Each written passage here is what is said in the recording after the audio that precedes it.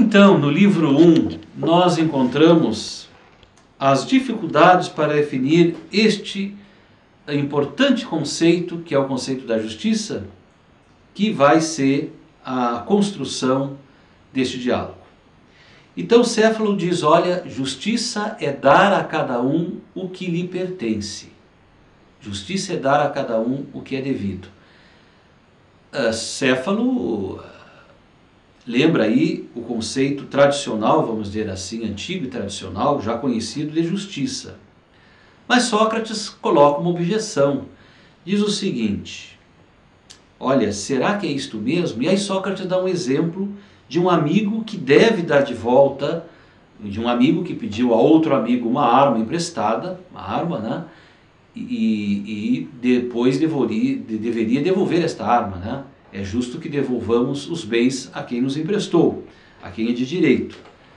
Mas, se este amigo a quem eu devolver a arma vai usar esta arma para matar alguém, para fazer o mal, então é melhor que eu não devolva este bem para ele. Então Sócrates coloca esta objeção e diz, olha, então parece que esse conceito não dá. Nem sempre é justo que se dê a cada um o que lhe pertence.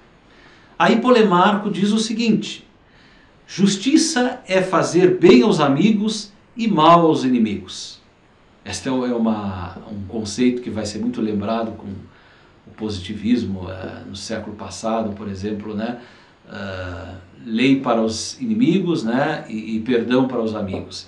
Enfim, mas Sócrates também vai refutar este conceito. Né? Sócrates vai dizer, olha, fazer o mal nunca é justo. Fazer o mal não é compatível com a ideia de justiça. Então não se pode simplesmente aceitar esse conceito de que é fazer bem aos amigos e mal aos inimigos. Trasímaco, então, vai dar uma outra definição, uma terceira definição de justiça, e vai dizer, a justiça é conveniência do mais forte. Temos aí, portanto, Trasímaco é um sofista, né? A justiça é uma produção, é uma conveniência do mais forte. E Sócrates, então, também refuta essa ideia e dá o exemplo de um homem forte. E esta refutação de Sócrates faz com que Trasímaco fique tremendamente irritado. E Trasímaco, então, continua dizendo, pois bem, Sócrates, ser injusto é o que devemos ser. Na verdade, parecer justo, mas ser injusto. Por quê? Porque a vida do injusto vale mais a pena. Porque o justo normalmente só se dá mal. O injusto é sempre mais bem-sucedido, diz Trasímaco. Em todas as profissões se busca sempre a utilidade. Por exemplo, o médico busca a utilidade primeira, a utilidade mais importante para um médico, normalmente, é buscar ganhar dinheiro. Para o pastor, é toscar as ovelhas e, enfim, enriquecer e assim por diante. Quer dizer, o mais útil, o mais prático é salvar a nossa pele. Esta é a colocação do Trasímaco. O injusto é mais feliz, é mais bem-sucedido que o justo. Então, o que seria a justiça? E parece que realmente a justiça tem a ver com a força. É isso que manda na história. Sócrates refuta, evidentemente, esta opinião de Trasímaco e diz: o bem é realizar uma finalidade que já está inscrita na arte. Cada arte tem uma finalidade própria. Então, a medicina tem em vista a saúde. O pastor tem em vista cuidar das ovelhas, cuidar do campo. Então nós não podemos fugir da natureza das coisas, e nesse sentido que cada arte tem a sua finalidade de acordo com o objeto para o qual ela existe. Portanto, não é tão fácil definir a justiça, e esta vai ser a preocupação com que se encerra o livro primeiro. Adentramos então no livro segundo. Nós vamos aqui passar 10 livros. E aí os dois jovens, Glauco e Adimanto, dialogam com Sócrates e diz: não somos justos naturalmente, agimos por conveniência e só somos justos por medo. Quer dizer, o medo que nos faz sermos justos. E aparece nesse livro, então, o mito de Dídies. Esse mito, então, é interessante ler esse mito. Ele é um mito em que o Dídies descobre que tem um anel poderoso, que conforme ele movimenta esse anel, ele pode se fazer invisível. Com isto, então, ele pode, em alguns momentos, fazer coisas que ninguém percebe. Veja que estamos aí justamente diante desse impasse ético que é eu agir preocupado com os outros ou preocupado em ser punido e agir sendo fiel à minha consciência e sendo fiel àquele bem que a minha consciência diz que eu devo fazer. Então o Dídies tem esse anel e com isso ele descobre que tem muitos poderes, pode fazer muitas coisas sem ser visto. E pode, inclusive, seduzir a mulher do rei. Seduzir a mulher do rei. Então, há um rei tirano, um rei que torna-se tirano, e ele acaba seduzindo a mulher desse rei, matando o tirano e tornando-se rei e tornando-se, assim, um novo tirano. Ainda nesse livro segundo da República, Sócrates responde que é necessário ler em letras grandes para definir em letras pequenas. Ou seja, para entendermos a justiça, o que ela é, nós poderíamos começá-la a entender em relação às partes de nossa alma, nosso interior. Mas é melhor entendermos em letras grandes, ou seja, Sócrates aqui Platão citando Sócrates, né? Ele utiliza o pensamento de Platão aqui, em grande parte, vamos dizer, uma homenagem a Sócrates, né? Sócrates é o seu grande personagem. Então, há uma ampliação da alma humana para o plano da cidade.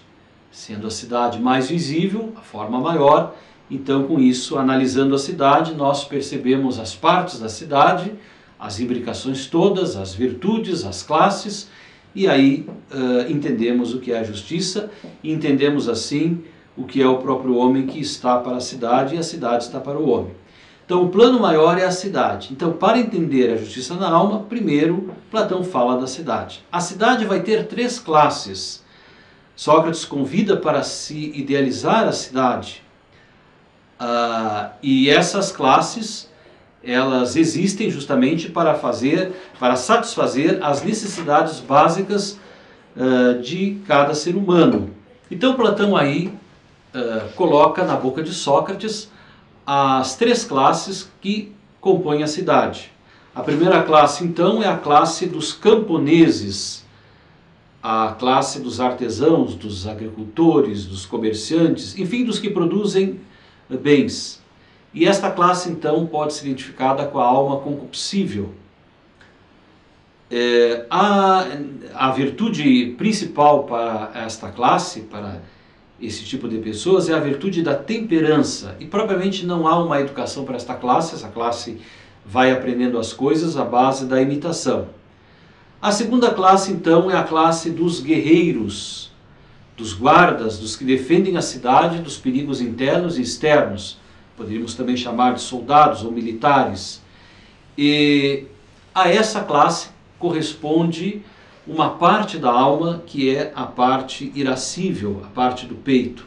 E uma virtude necessária, então, para este grupo que compõe a cidade, o grupo dos guerreiros, é a virtude da coragem ou a virtude da fortaleza, sendo, sobretudo, a educação musical, a educação através da ginástica, fundamental para o aperfeiçoamento desta classe. E a terceira classe, então, é a classe dos governantes, chamados de guardiões da cidade, os governantes, os regentes da cidade, os que administram a cidade, os primeiros responsáveis. Portanto, nós temos aí a classe dos filósofos. Quem deve compor esta classe são os sábios, né? Se nessa classe nós temos pessoas que não são sábios, é urgente então a educação para serem filósofos. E aqueles que têm aptidão para a filosofia e se educam para tal, os que devem aos poucos compor esta classe. Evidentemente que esta classe, na alma humana, corresponde àquela parte da alma que chamamos de racional ou intelectiva. E a virtude da sabedoria é a virtude então necessária para este grupo. A sabedoria que busca contemplar o bem ideal, o bem para, evidentemente, praticá-lo, para aplicá-lo na cidade e na vida de cada um. Notem aqui que a ideia de bem é uma ideia importantíssima na obra de Platão, e ele é um dos primeiros a se fixar, a desenvolver essa ideia como a suma ideia, a ideia mais elevada, quer dizer, a forma de entendermos a realidade, de entendermos o ser na sua perfeição. O bem é o uno. O bem é aquilo que une todas as coisas, é a medida suprema de todas as coisas, do qual todas as coisas dependem. Toda realidade depende do uno. Toda realidade que deve realizar as coisas depende deste bem inicial, deste bem que já se encontra no perfeito, no divino. Portanto, este bem deve ser a medida e a proporção de tudo. Não se pode fazer bem as coisas, por mais habilidade que se tenha ou se queira ter, sem esquecer os princípios, ou não conhecer, ou não conhecendo os princípios fundamentais, os primeiros princípios.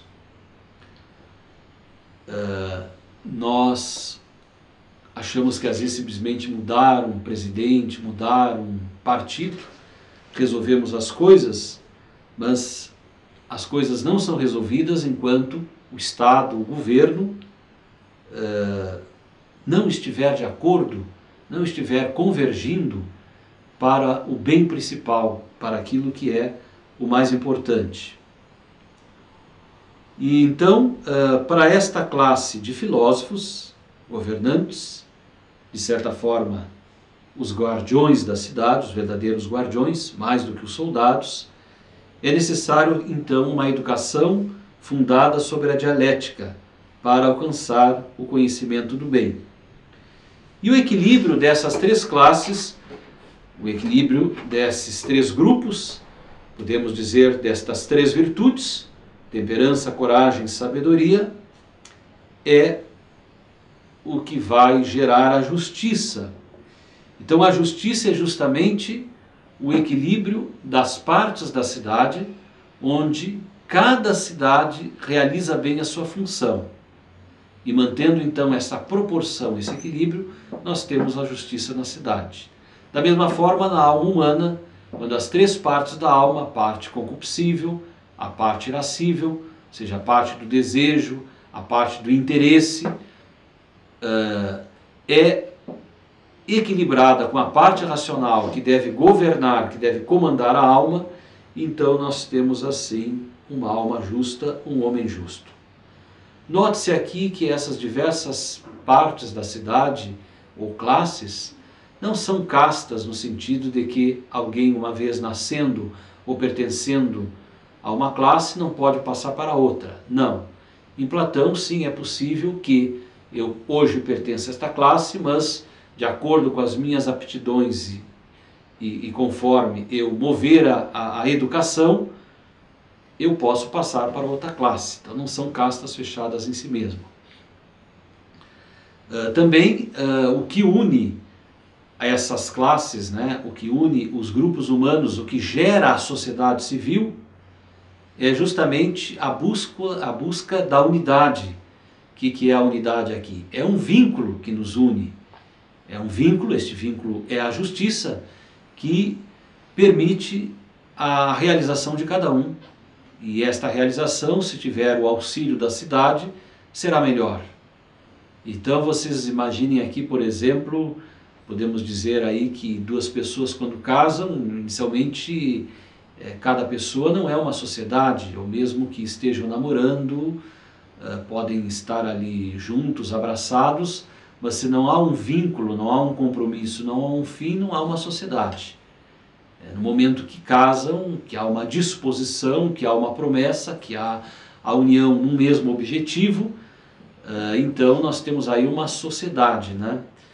Tanto é verdade que às vezes as pessoas, um casal pode estar distante por motivo de viagens, né? Alguém tem que trabalhar longe de casa e fica semanas ou até meses fora de casa, mas é uma sociedade quando há um vínculo, quando há um motivo, um fim que une essas duas pessoas. E elas, mesmo na distância, mesmo estando distantes uma da outra, elas são fiéis uma à outra. Possui algo em comum que garante fidelidade uma à outra. Então nós temos aí uma sociedade, um casamento. Da mesma forma, nós podemos estar juntos, um do lado do outro, por exemplo, num elevador. Estão ali 8 pessoas, 10 pessoas, mas não se falam, não se conhecem, né? Hoje também podemos estar aí na sociedade moderna, caminhando juntos num calçadão, enfim, numa sala, cada um com o seu celular, ou mesmo numa rede social, mas não há vínculo comum, não há identidade, não há preocupação, não é uma sociedade. Agora, quando há um motivo que une essas pessoas, no caso do elevador, havendo um perigo desse elevador parar num determinado andar e haver um problema técnico, o elevador parou, enfim, ficam todos apavorados e todos então se unem, cada um com as suas condições, um acalma o outro é engenheiro ou técnico, vai ver o que há, o outro tem força para gritar, vai gritar. Então as pessoas se unem e a partir desta união, deste vínculo, buscam cada uma resolver o seu problema, que é o problema de todos. É a luta pela sobrevivência. Portanto, há uma justiça que vai igualar, que vai unir a todos. Então, desta forma, o Platão entende a cidade e entende também a alma humana. Bom, nesse segundo livro ainda, Platão vai discutir sobre a educação. A educação tem 2 pilares, a ginástica e a música. Aqui ele fala da importância da ginástica para homens e mulheres, né? Todos podem fazer o mesmo tipo de ginástica. Fala da importância da música, é preciso restaurar a música. Pela música, né, nós aprendemos muitas coisas, aprendemos toda a cultura, é uma espécie de base da educação. Agora, nos mitos nós temos muitas perversidades, muita ambiguidade, então é preciso corrigir isto. Passando para o livro 3º e 4º, então, Platão continua a investigar sobre a cidade ideal, sobre a justiça, e vai aí apresentar uma definição sobre a justiça, dizendo que a justiça é a harmonia entre as partes da cidade, cada qual cumprindo a sua função. No livro 5, Platão vai nos falar sobre 3 ondas, 3 reformas ou 3 fases, né? Aparecem então 3 grandes dificuldades que devem ser resolvidas. A primeira onda ou a primeira reforma é a comunhão de bens daqueles que governam a cidade. Os governantes não devem ter nem propriedade privada, nem família. Com isso não vão ser ambiciosos e vão governar bem. É uma espécie assim de voto de pobreza. Os governantes, as outras classes, não precisam aí fazer esta recusa da propriedade privada e dos bens. A segunda onda, Platão fala da capacidade entre os homens e as mulheres no que diz respeito tanto ao governo da cidade quanto à guerra. E a resposta é positiva. As mulheres podem governar a cidade e podem e até devem ir para a guerra. Vocês vejam que interessante isso em Platão, né? As mulheres também podem ser filósofas e também podem governar a cidade. A terceira onda, ou a terceira reforma, é a mais famosa. É quando Platão, citando Sócrates, anuncia a seguinte tese dita então por Sócrates: a cidade não será justa enquanto os reis não forem filósofos, ou os filósofos não forem reis. Aí começa o problema da educação para os governantes. Aquele que tem aptidão para governar deverá ter uma educação para isso. E é somente a educação filosófica que nos capacita para o governo.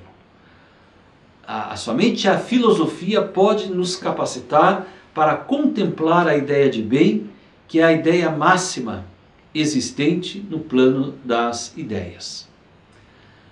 O livro sexto e o livro sétimo formam, de certa forma, um bloco, o livro sexto e o livro sétimo, é onde Platão vai começar toda uma digressão filosófica que vai tratar do objeto do saber do filósofo. Aí se vai fazer três comparações, ou três símiles, de padrão da República. Então, aparecem aí três alegorias ou três mitos. O primeiro é o mito da linha, ou da reta dividida, onde entendemos a divisão entre o sensível e o inteligível. Então aí Platão trata da importância da dialética que nos faz ascender nos quatro níveis do conhecimento. Primeiramente temos o conhecimento por imagens, depois de opiniões, depois uma razão onde se discute as coisas, uma razão dialética, até chegarmos à intelecção, quer dizer, entendemos as coisas como elas são, chegamos à ideia em si, e à contemplação do verdadeiro, e aí, claro, chegando ao bem e ao belo em si, nós podemos fazer uma boa prática, né? A nossa preocupação sempre é com a aplicação prática. Bem, muito importante esse capítulo, entender esta alegoria em Platão, que é esta passagem do plano sensível onde estamos ao plano inteligível. A segunda alegoria é a do Sol, ou analogia solar. O que é o Sol no mundo sensível é o bem para o mundo inteligível. Então, muito importante essa alegoria do Sol. O que é o Sol no mundo sensível é o bem para o mundo inteligível. E a terceira alegoria é a da caverna. É a nossa condição tomarmos as sombras pela realidade. E aí Platão narra rapidamente um prisioneiro consegue se libertar e ver as coisas como são. Estava na caverna, só vendo imagens, de repente se liberta das correntes, vai à saída da caverna, à luz do dia, à luz do fogo e vê as coisas como são. Assim se dá o conhecimento pela ideia do bem. Pelo bem se adquire um critério para adquirir a imagem da realidade e se adquirir o saber. Então o exercício da dialética é importante porque é através dele que nós saímos da opinião para o conhecimento da realidade.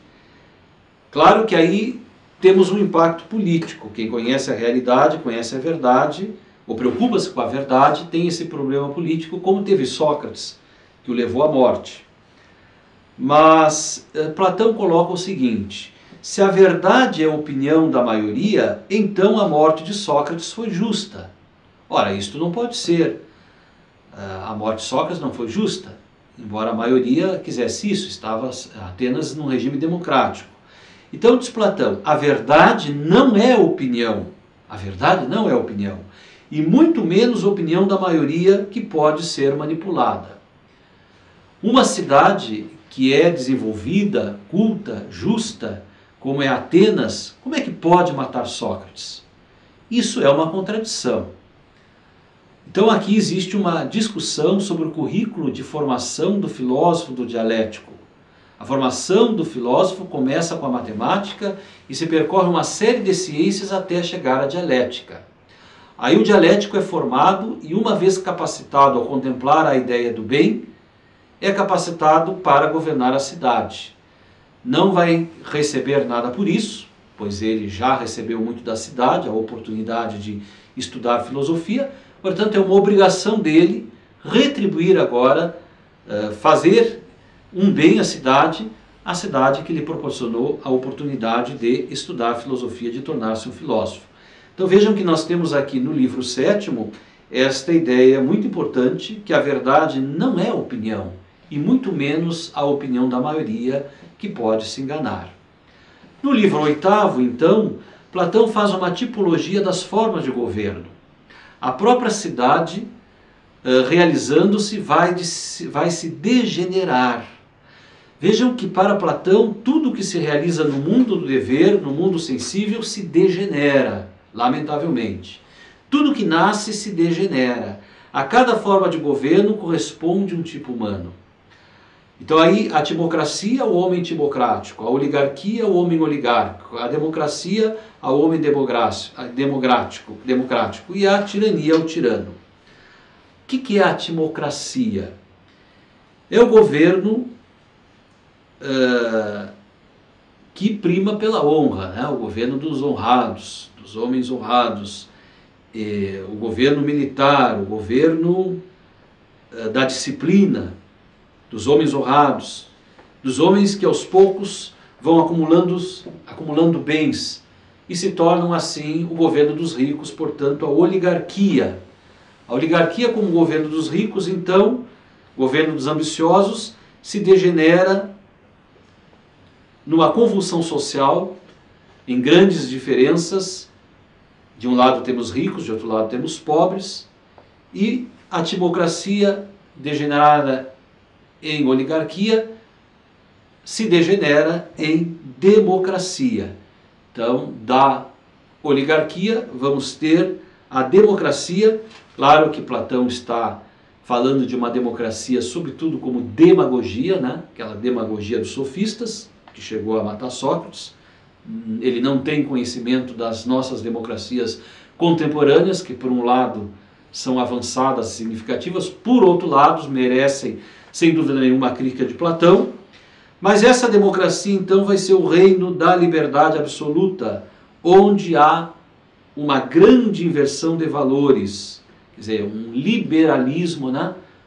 Uma bagunça total, onde o pai teme o filho, o professor teme o aluno, nem mesmo o animal de carga obedece o seu dono, vai brincar Platão. Quer dizer, é um caos, né? Uma ideia de igualdade onde esquecemos as funções, onde esquecemos que a natureza, que as coisas têm uma hierarquia. Quer dizer, o pai e o filho são iguais na dignidade, são homens, são pessoas, mas são diferentes nas funções. A experiência e o saber que o pai tem, o filho não tem. A experiência e o saber que o professor tem, o aluno não tem. Então, quando não se considera essas diferenças salutares e necessárias para o bom funcionamento da polis, nós então caímos num ambiente, né, degenerado, numa falsa igualdade, numa ideia de igualdade, onde temos aí o caos, temos a anarquia, onde de certa forma ninguém respeita ninguém e ninguém responsabiliza-se por nada.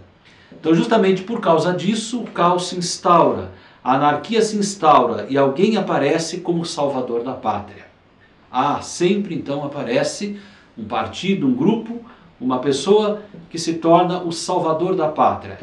Esta pessoa é eleita, só que o problema é que ele não vai sair do poder, diz Platão. E aí nós temos a gênese da última forma, que é a degeneração na tirania.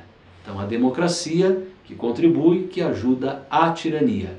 E ao tirano, que é a figura da tirania, vai corresponder o homem tirânico. E é justamente assim, sobre o homem tirânico, que Platão então vai passar para o livro 9 e vai tratar da psicologia do tirano no livro 9, ou livro 9. No livro 9, então, Platão examina a psicologia do tirano. O tirano, é aquele que é dominado pelas suas próprias paixões, pois antes de mais nada ele é tirano de si, e por isso também ele tiraniza os outros. O tirano não é só uma figura política, mas é um tipo psicológico que pode ser encontrado em qualquer lugar. Ele pode fazer tudo o que quer. Ele pode realizar todos os seus desejos. O tirano é aquele que faz acordado aquilo que as outras pessoas só têm coragem de fazer sonhando. Sócrates vai dizer que é necessário fazer uma grande pesquisa sobre os desejos. A vida boa vai ser definida como uma mescla, um misto de reflexão e prazer. Prazer e reflexão. É justamente isto que o filósofo tem e o tirano não tem. O filósofo faz a experiência de todos os prazeres que o tirano fez, só que ele faz uma experiência a mais. O filósofo faz essa experiência a mais, que é justamente a experiência de um prazer, que é o prazer mais elevado que o ser humano é capaz. O prazer da reflexão, o prazer da contemplação. E assim então o Platão entra no livro 10º, né, apresentando, entre outros temas, o mito de Er. O mito de Er. Este é um grande mito escatológico. Vamos rapidamente dizer alguma coisa desse mito. Era um soldado que é morto, e quando vai ser cremado ele volta. E quando ele volta para a sua cidade, ele diz o seguinte: olha, eu vou contar para vocês o que eu vi no além, que eu vi lá no destino das almas, lá onde todas as pessoas se encontram, sobretudo o tirano, mas também o filósofo. E ele conta que a cena mais marcante é justamente aquela que a necessidade, que o destino, que a necessidade, faz um grande discurso para as almas que vão escolher as suas vidas na planície das almas. E a necessidade então vai jogar o destino de todas as pessoas, mas a verdade é que as pessoas vão escolher o seu destino. Então a necessidade faz o seguinte discurso: a virtude não tem senhor, a responsabilidade é de quem escolhe, e Deus é isento de culpa. Mas eles escolhem conforme a sua tendência e conforme a sua virtude. Por isso que a virtude não tem senhor. Então, aquela questão de Trasímaco, lá no começo, agora, aqui na República, no final da República, é retomada, e com a seguinte resposta. A resposta que vai ser dada dentro de um contexto mítico é justamente o primado da vida boa, que é a virtude. E desta forma, então, a preocupação com a vida boa, a preocupação com a vida virtuosa, é o que define que uma pessoa é justa, que uma pessoa está buscando a justiça. Desta forma, então, Platão vai encerrar a República, que é este diálogo, né, como ele me diz no encerramento, que versa sobre uma caminhada de 1000 anos em direção, em busca da verdadeira felicidade. Então, meus caros, eu procurei assim brevemente, não é fácil, né, colocar algumas ideias que compõem esta grande floresta, difícil de ser compreendida, com muitos temas, mas onde se sobressai este tema importante, que é o tema da justiça.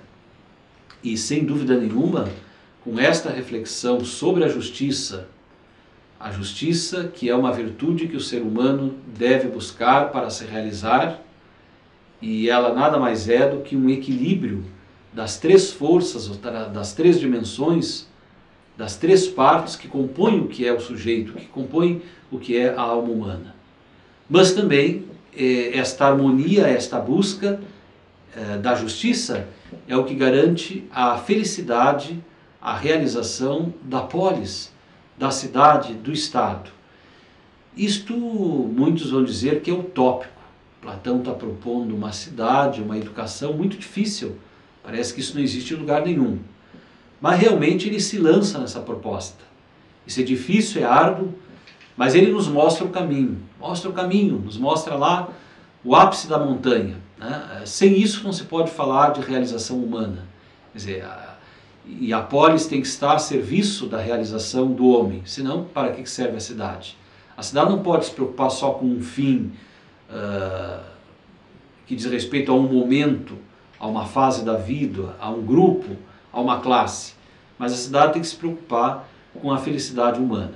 Então essa convergência toda dos temas em Platão, isso sem dúvida nenhuma é de um grande significado, e isso vai ter uma grande repercussão para a ética e a política da Idade Média, que é objeto de estudo neste nosso curso.